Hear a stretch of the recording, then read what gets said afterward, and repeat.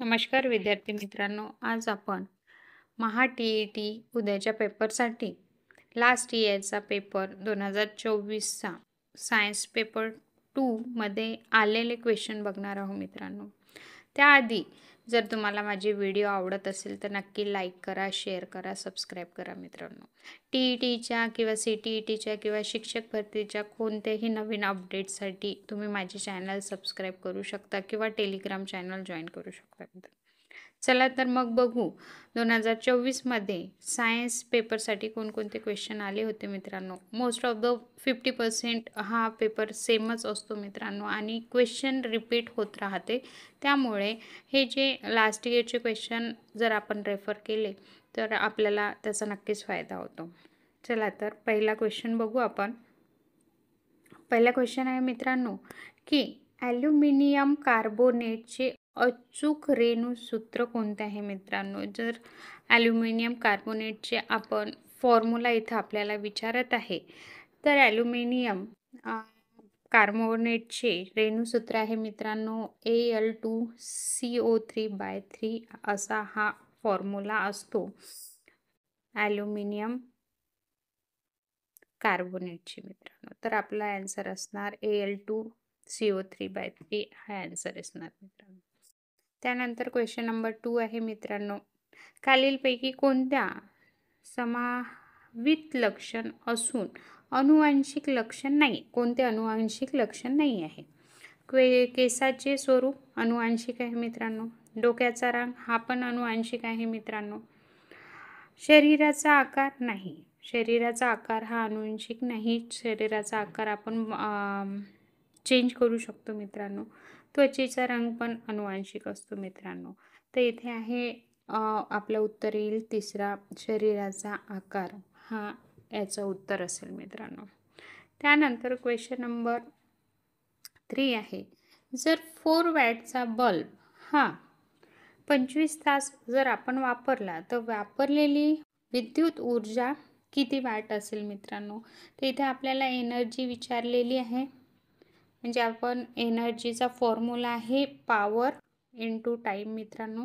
तर पॉवर दिलेले आहे 40 वॅट इंटू आपल्याला दिलेला आहे 25 आवर्स दिलेले आहे. मीन्स 1000 वॅट पर आवर हा याचं उत्तर असेल मित्रांनो. Means 1K watt per hour आपण याचं उत्तर सांगू शकतो. कारण की इथं 1000 वॅट सांगितलेलं आहे आपल्याला. वॅट प्लस आवर सांगायचं इथं. तिथे 1K मीन्स 1000 मित्रांनो. त्या आन्सर असणार 1K वॅट आवर्स. त्यानंतरचा क्वेश्चन आहे मित्रांनो की कार्बनचा अणुक्रमांक 6 दिलेला आहे.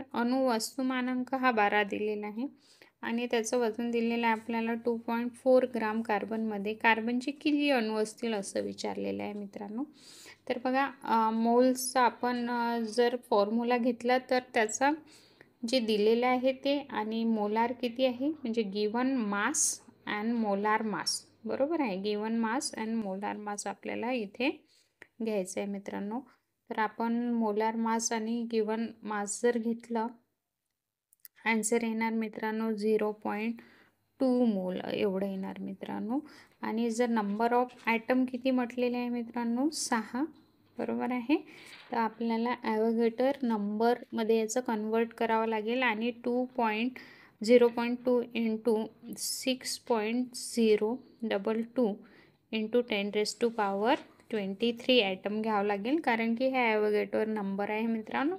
यांना जर मल्टिप्लाय केले तर आन्सर येणार मित्रांनो 1.2044 इंटू 10⁻23 म्हणजे याचं उत्तर आहे मित्रांनो आन्सर नंबर 1.2 एवढं असतील. त्यानंतरचा प्रश्न आहे मित्रांनो. 2 हाडे एकमेकांशी च्यामुळे जोडली जाते तर ते आहे मित्रांनो अस्थिबंध, ज्यांना आपण टेंडॉन्स पण म्हणतो, यांनी जोडलेली असते मित्रांनो. त्यानंतरचा प्रश्न असा आहे की अवश्रव्य ध्वनीची वारंवारता म्हणजे कितीपर्यंत आपण ध्वनी असलेले हर्ट्झ म्हणू शकतो, कितीपर्यंत ही ध्वनीची रेंज असली म्हणजे आपण ऐकू शकतो. बरोबर आहे. तर त्याचं उत्तर आहे मित्रांनो 20 हर्ट्झपेक्षा कमी असलेली ध्वनीची साऊंडची रेंजपर्यंतच आपण ऐकू शकतो. त्याच्यापेक्षा जास्त आपण ऐकू शकत नाही. आन्सर आहे 220 हर्ट्झपेक्षा कमी. त्यानंतरचा क्वेश्चन असा आहे मित्रांनो की NaCO हा डॅशचा क्षार आहे. तर मित्रांनो हा तीव्र आम्ल आणि सौम्य आम्ल आणि तीव्र आम्लारी असा असतो मित्रांनो.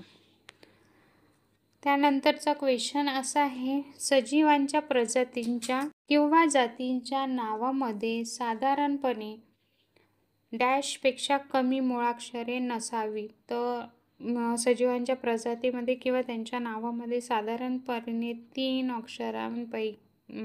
मुळाक्षरापेक्षा कमी अक्षर नसायला पाहिजे मित्रांनो. स्निग्ध पदार्थ युक्त खाद्यपदार्थ या प्रक्रियेमुळे खवट होतात. तर सगळ्यांनाच हे माहीत असले पाहिजे मित्रांनो की कशामुळे हे होतं. तर ऑक्सिडीकरणामुळे जे पदार्थ आहे स्निग्ध पदार्थ ते खवट असं आपल्याला लागते मित्रांनो. त्यानंतरचा प्रश्न आहे 24 किलोमीटर आवर्सचा जो वेग आहे म्हणजे 24 किलोमीटर पर आवर्स वेग हा किती असतो मित्रांनो. तर बघा जर आपण ते काढलं तर 24 × 5/80 जर बघितलं तर आपण 4 इथे आपला इथे 3 आन्सर येईल. 3 × 5 18 3 54 येणार मित्रांनो. 3 × 5 जर आपण काढलं तर आन्सर होईल 15 मित्रांनो. तर आन्सर येईल 15 मीटर पर सेकंद एवढा वेग असेल मित्रांनो. खालीलपैकी अनावृत्ती बीज वनस्पतीपैकी कुशवाह जिवंत जीवाश्म अशी म्हणतात. कोणाला म्हणतात मित्रांनो. तर जिंगो यांना म्हणतात मित्रांनो. कुशावह जिवंत जीवाश्म जिंगो किंवा जिंगो यांना म्हणतात. उजव्या हाताचा नियम बघा हा क्वेश्चन वारंवार विचारला जातो. याच्यावर प्रश्न येतातच मित्रांनो की उजव्या हाताचा अंगठ्याचा नियम कोणी मांडला. तर नियम जनरली विचारला जाते. तर मित्रांनो मॅक्सवेल यांनी उजव्या हाताचा अंगठाचा नियम वापरलेला आहे मित्रांनो. 1 सेमी नाभीय अंतर असणारे बहिवक्र भिंगाची शक्ती किती असते मित्रांनो. तर 100D एवढी शक्ती असते मित्रांनो. त्यानंतरचा प्रश्न असा आहे बीजांड्याच्या दिशेने होणारे परागण नलिकांची वाढ हे चे उदाहरण आहे मित्रांनो. तर रसायन अनुवर्तनाचे हे उदाहरण आहे मित्रांनो. ड्यूटेरियम या हायड्रोजनच्या समस्थानिकेत असतो. तर हा मित्रांनो न्यूट्रॉन नसतात व 1 प्रोटॉन असतात किंवा 2 प्रोटॉन आणि 1 न्यूट्रॉन असतो आणि 1 इलेक्ट्रॉन व 2 न्यूट्रॉन असते किंवा 1 प्रोटॉन 1 न्यूट्रॉन असतो मित्रांनो. तर त्यामध्ये 1 प्रोटॉन आणि 1 न्यूट्रॉन असं असते मित्रांनो. आन्सर आहे 4. एका वस्तूचे पृथ्वीवर वस्तुमान 12 kg आहे मित्रांनो. जर ती वस्तू चंद्रावर नसली तर त्या वस्तूचे वस्तुमानांक किती असायला पाहिजे मित्रांनो. तर 72 kg असायला पाहिजे, 22 kg असायला पाहिजे किंवा 6 kg असायला पाहिजे किंवा 12 kg. तो अकॉर्डिंग टू 12 kg आहे. तर पृथ्वीवर त्याचं वजन तर चंद्रावर पण ती तेवढ्याच वजनाची असेल मित्रांनो 12 kg ची.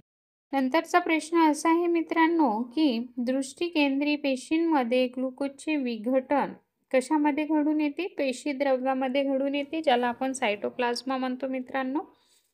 त्यानंतरचा प्रश्न असा आहे की खालीलपैकी संयुग कोणते असते मित्रांनो. तर साखर हे संयुग आहे. ते कशात पण मिक्स होते याला संयुग असे म्हणतात. साखर आन्सर आहे. त्यानंतरचा प्रश्न असा आहे मित्रांनो किण्वाचे प्रजनन पद्धतीने होते. तर किण्वाचे प्रजनन हे कालिकावन याने होत असते मित्रांनो. त्यानंतरचा प्रश्न आहे अनुक्रमांक 2, 10, 18, 36 किंवा 54 असणारी मूलद्रव्य कोणती असतात मित्रांनो. तर ती जनरली